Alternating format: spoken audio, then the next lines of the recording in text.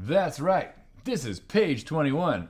And boy, this is a good one. You're going to learn some great things. We're going to learn 3 specific things, actually. One is a new key signature. It's got 2 sharps in it. You might think they're hashtags. That's, I guess, also correct. But they're the OG hashtags. They're the sharps. You're also going to learn what a tie is and a slur. So let's take a moment and learn some of these things. Whenever you're using strictly strings, all the information is right there on top of the page. So you can always check back in and be like, what was a tie? Oh, there it is. Connects the notes of the same pitch. A slur. I vaguely remember learning that. That's right. It connects the notes of different pitches. So let's just talk about what that means real quick. Let's just pretend that you've got the note D. Then you've got another note, also D. If you see this arch symbol connecting the same notes, that is called a tie. There you go. Now, if I was going to change one of those notes from a D to maybe an E, and once again I use that arch-looking symbol,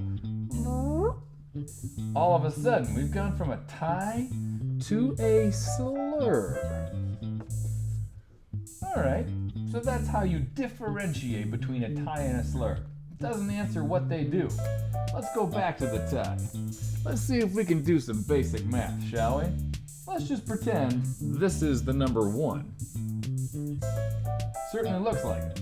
Then if we do this symbol with another 1, we get an equation, and it equals number 2. Alright, well, we know that quarter note gets 1 beat. Huh! Yes, it does. So we could say, alright, that's 1 plus 1 equals, I don't know, what equals 2? That's right, the half note. Well, sometimes in music, how we measure that music is with our bar lines and our measures, and we want to organize everything so we're able to understand what's coming next. Sometimes we run out of room, so as a composer, you have to use the symbol, the tie, to connect notes together to make them longer. So, you could take this, this, You could also do this, if this is the same note as this. So that's D and this is D, just like their original example. And I put those same notes connected by a tie. Not only do you get an adorable smiley face, but this plus this means it's tied together, so it equals 2 beats. 1 note equaling 2. And you might say to yourself, yeah, but why would you do that? Just draw a half note. Yeah, usually that's what we do, unless we've run out of beats in that measure and we have to tie to other notes. Sometimes we also use ties because it's a little easier to see the notes when we start using smaller note values. But that's way later, so don't you worry about it. Okay, the tie. It connects the same thing and makes it bigger. Well, let's talk about the slur, shall we? So you all know that this symbol equals down bow. Down bow. This symbol, that's right, up bow.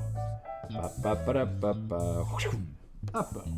Well, if I have notes like so, quarter note, quarter note, quarter note, quarter note, line, line, line, line, and I draw these symbols on top of these quarter notes, like this, well, we have down bow, up, down, up. And this is great, because every time we play a note, our bow moves the same time. That's really convenient.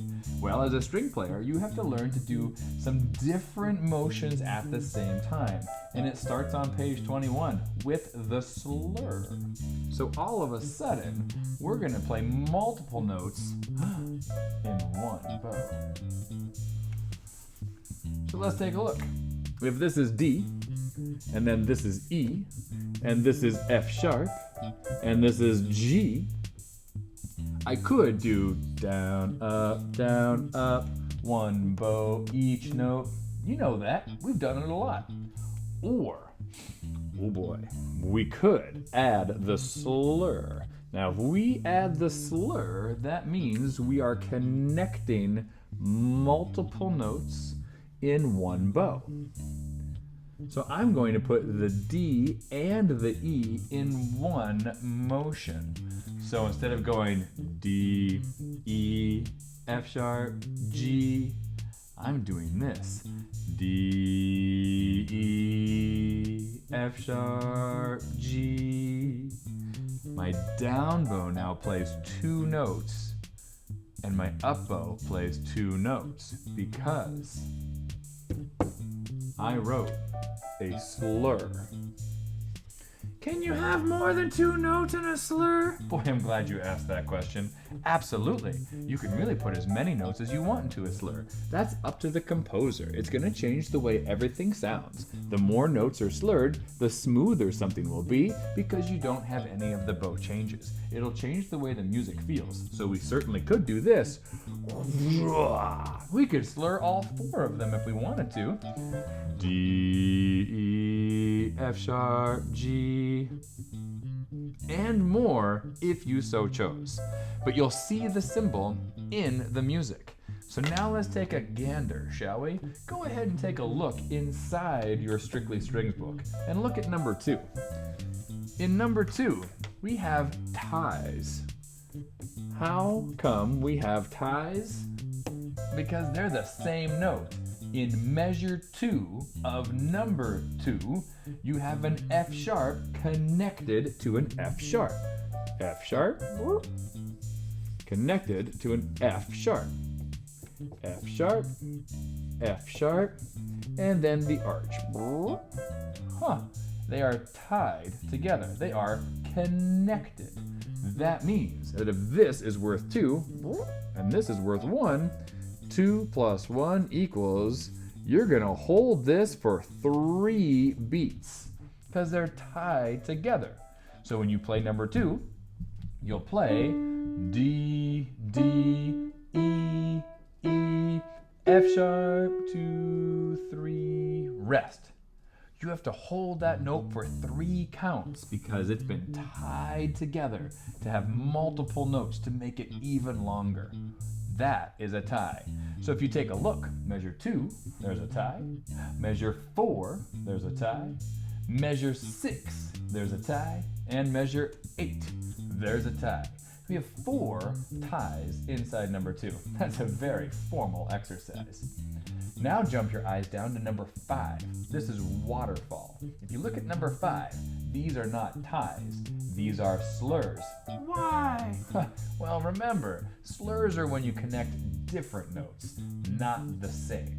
So if you look at measure 1, what 3 notes do you have? D, E, and F sharp. Yeah, good note reading. So in measure 1 of number 5, this is Waterfall, number 5. In measure 1, we have D, E, F sharp. And the rhythm is a quarter note, half note. D, E, and F sharp. Then they put the little arch symbol between the D and the E. Now you'll notice the slur or the tie is always on the note head side. So I drew it on top there just to show that. But look at this. That is a slur because we have 2 different notes in one bow. So we have a down bow symbol, and then they said, you know what? This is a new concept. Let's give these kids a little extra help. They put the up bow symbol on the F sharp. So that means when we play Waterfall, we go D, E, 2 notes, 1 bow. Then we do an up bow on the F sharp. F sharp. I'll show you that again. We have D, E, F sharp. One more time. Down, down, up. Really important that you don't stop your bow. Check this out. Down, down, up. That's something different. Right now, the slur is smooth and the bow never stops moving. Last time. D, E, F sharp. And that's how you read slurs for number 5. So now that we've covered the tie and the slur, there is one more thing that we've got to knock out of the park before we look at these exercises. And that's the world of key signatures. Now, we've all seen a map of some sort, or maybe use GPS on our phones. Whatever it is that gets you around, you know that San Francisco is going to have a different map than Oakland, a different map than San Jose, a different map than LA. Everything has its own sort of setup.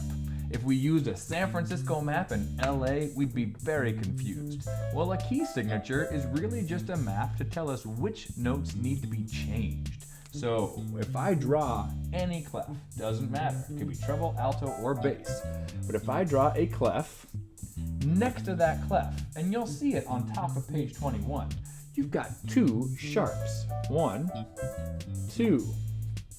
Let's go ahead and label these things.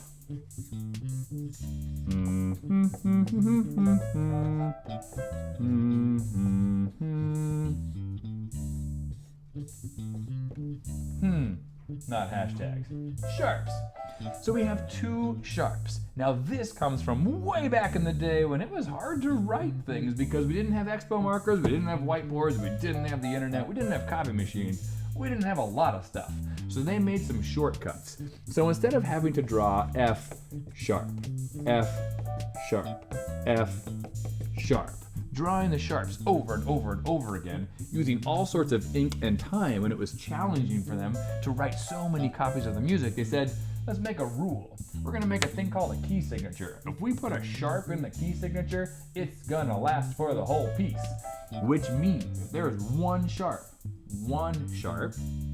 that means that every single F in the piece has turned into an F sharp because of the key signature. Now there is a way to play an F without that sharp. We'll cover that later. Don't worry about it yet. So right now, every F is an F sharp. But you said there's 2 sharps. There are 2 sharps. What does it say? This key signature tells you that all F's and C's are F sharps and C sharps. That's right. If you see the note C, that means that in a piece with 2 sharps, it is a C sharp. It's been altered for the entire piece. And that way, the composer doesn't have to keep writing these sharp symbols every single time the note appears in the music. So let's take a look at page 21, and let's look at the key signatures. In number 1, you see your clef, and then how many sharps do you see? 2. Yeah, that's right. How about number 2? How many sharps do you see next to your clef? 2. That's right.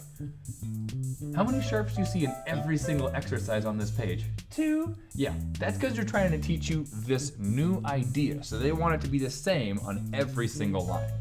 It can change. There can be 0 sharps, 1 sharp, 2 sharps, 3, 4, 5, 6, 7 sharps, or 1, 2, 3, 4, 5, 6, 7 flats. There's lots of different key signatures. They're all different maps for different keys. All right, now that we know all those things, let's dive on in, shall we? Whew, lot to learn on page 21. Exciting times. So page 21, number 1. This is your D major scale. You've probably been playing this wherever you are as a beginning orchestra student. And this is just reminding you of the notes D, E, F sharp, G, A, B, C sharp, and D. But you might notice something's missing. Take a look in measure 2 and in measure 4. In parentheses, underneath the measure, you'll see the sharp symbol. Because they're saying, hey kid, remember, key signature, F sharp. Hey kid, remember, key signature, C sharp. They want to remind you that the key signature is making every note that's an F sharp, and every note that's a C sharp. Notice they don't have to draw it inside the measure anymore, because that's what the key signature is for. So here's page 21, number 1. I'm going to say the note names out loud while also playing it on the piano. We ready? Instruments up, over, hey button, shoulders open, superhero pose. If you got eyebrows, Go ahead and put them up. Here we are. 1, 2, ready, and D, D, E, E, F sharp, G, G, A, B, B, C sharp, Heidi, C sharp, B, B, A, G, G, F sharp, E, E, D. Now the thing is, you already know how to play a D major scale. That's what I'm guessing. So what they're hoping to do when they write an exercise like this is that you can pay attention to the new thing. What's the new thing? Key signature. Yeah, the key signature. So now you can think about the key signature, look at how it applies to the notes on the page, and then practice playing your scale. So that's the D major scale. So even if this is your 100th time playing it, add that new little nugget of knowledge and make sure you understand what the key signature does to the notes on the page. Let's jump to number 2, because that's where we not only have a key signature, but we also have the ties. So this is what I'm gonna do on this one. I'm gonna air bow while playing on the piano. So you can hear the notes and you can say the note names out loud, but you can see how the bow is impacted by all of these ties. Here's a rookie mistake. When you see this,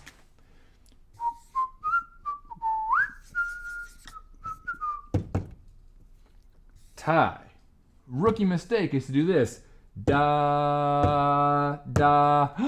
No, no, no. This is now one long note. You do not re-articulate this note whatsoever. It is da, one sound, tied together. Because it's a tie. Because they're tied together. Because it's a tie. Here we are. I'm going to air bow while playing and saying the note names out loud. This is page 21, number 2. 1, 2, ready, and D, D, E, E, F sharp, left, E, E, F sharp, G,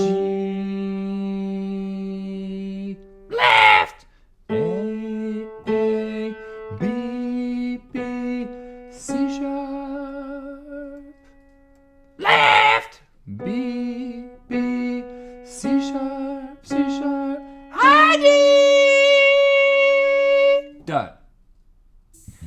Notice that I only had a quarter rest to lift my bow. Now I didn't mention the lifts because we've done this a lot and it's happened in many previous exercises. But remember, that apostrophe, you've got to lift your bow back to the frog. And that's why they said, you know what? They're young to the instrument.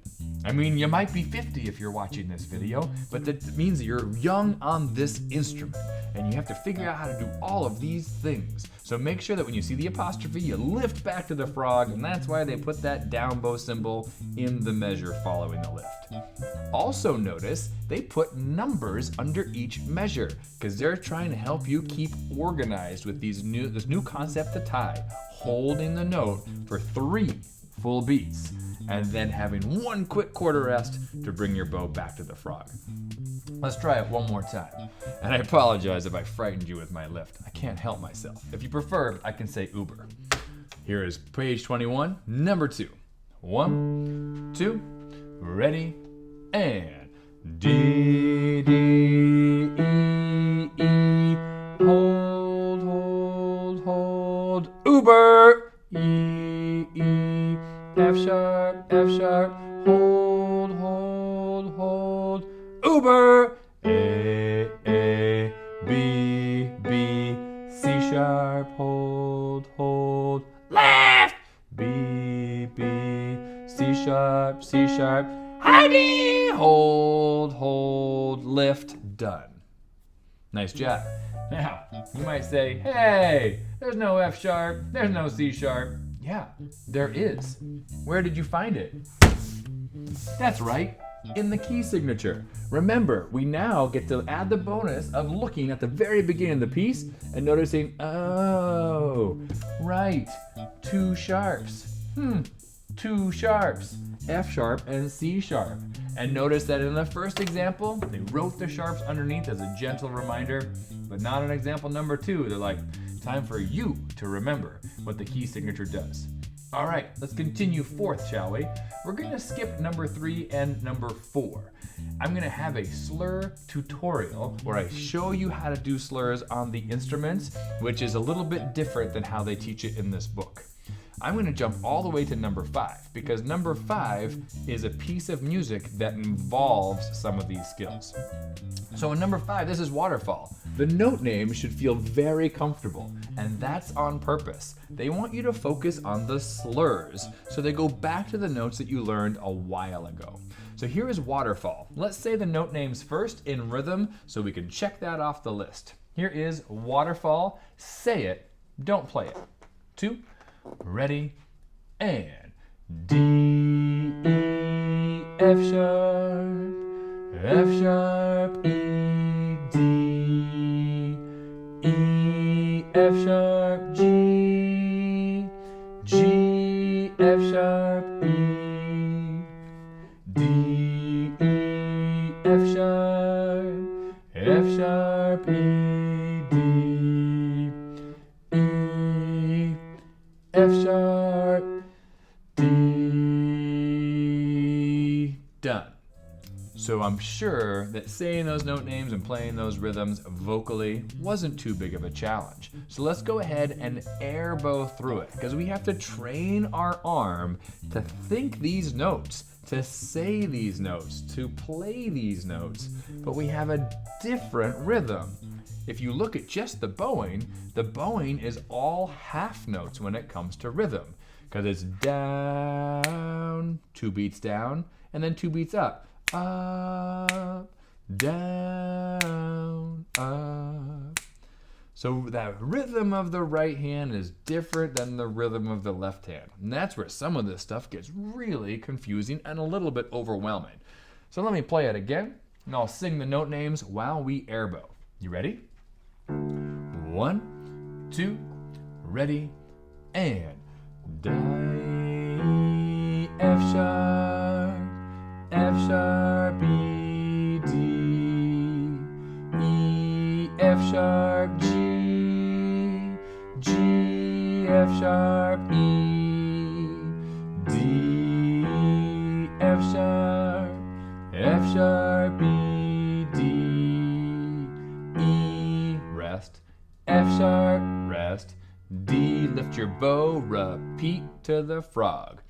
Down, up, down, up, down, up, down, up, down, up, down, up, down, rest, up, rest, down, lift, and done. That is Waterfall air bowed, and when you say it, I highly recommend that before you add the bow, you make sure your hand is very comfortable playing these notes. And you might think to yourself, I know these notes.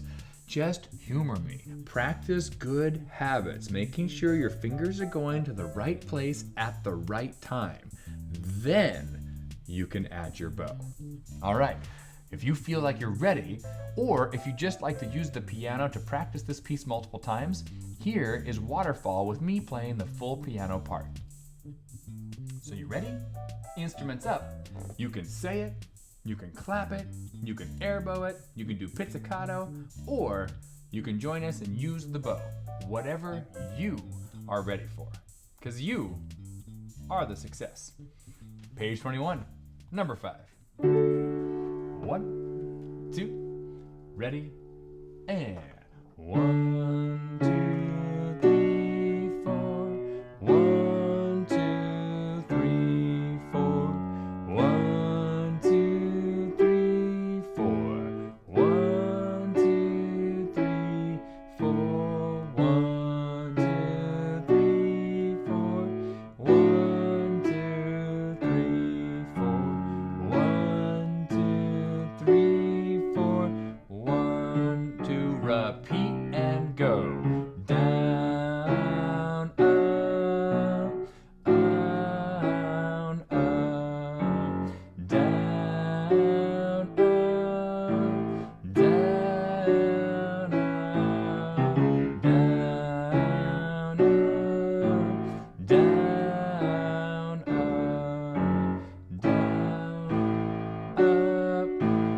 down.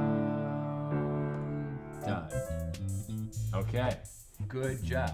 Now if you want to review that, you just keep watching this video, rewind, play, rewind, play, rewind, play. But if you're ready to move on, here is long, long ago. Now in long, long ago, they're like, all right, you ready to do it all? Yeah, we are. So first off, remember, you've got yourself a clef. You got yourself two sharps.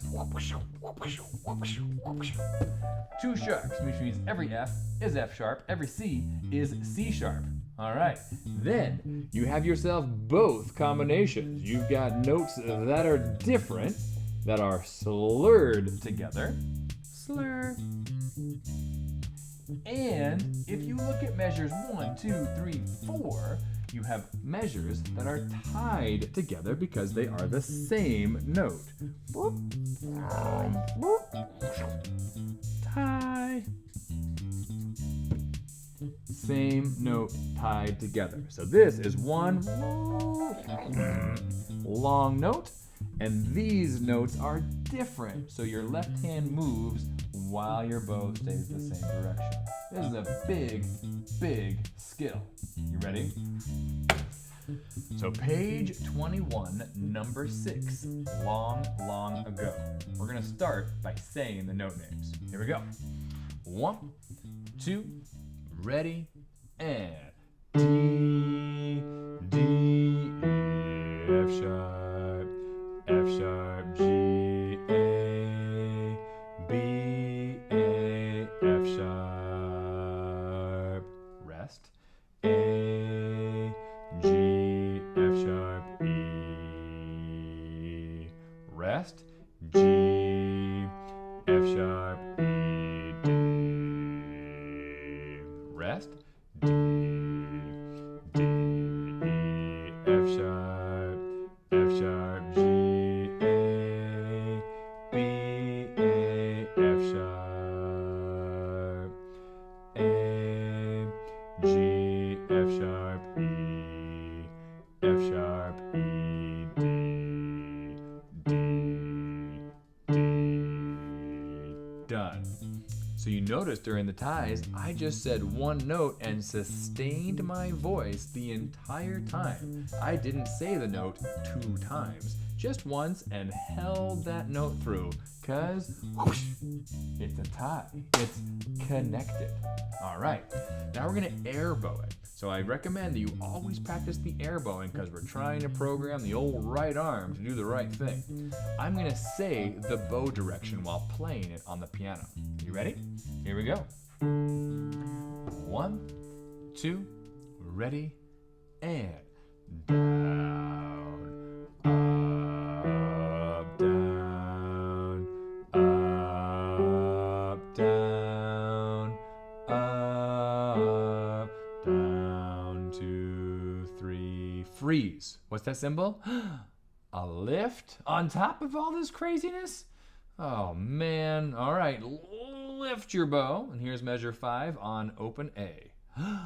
Down, up, down, left, down, up, down, left, down, up, down, up, down, up, down, left, down, up, down, up, down,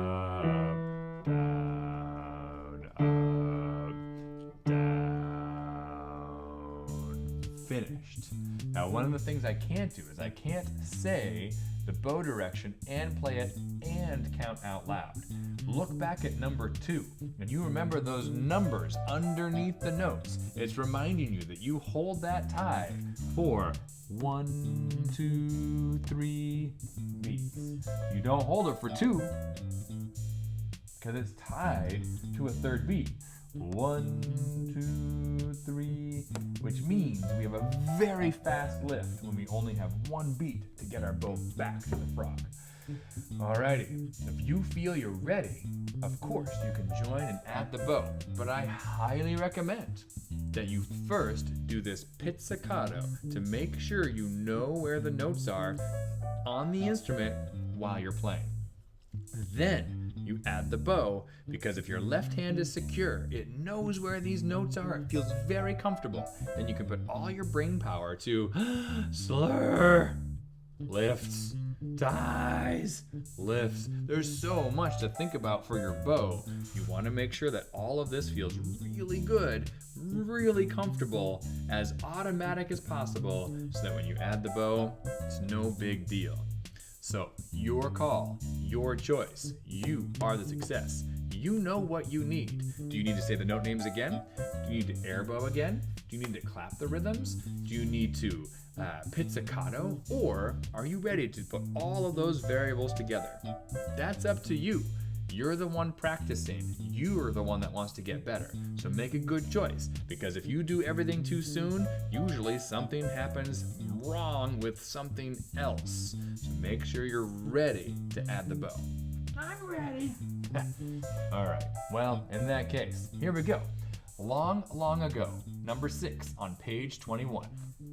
1, 2, ready, and D, E, F sharp, G, A, B, A, F sharp, left, A, G, F sharp, E,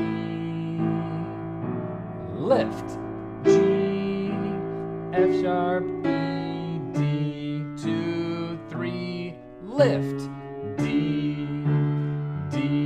F sharp, F sharp, G, A, B, A, F sharp, 2, 3, lift, A, G, F sharp, E, F sharp, E, D, 2, 3, off. Nice job. Page 21 is epic, and you're going to be using these skills for a long time.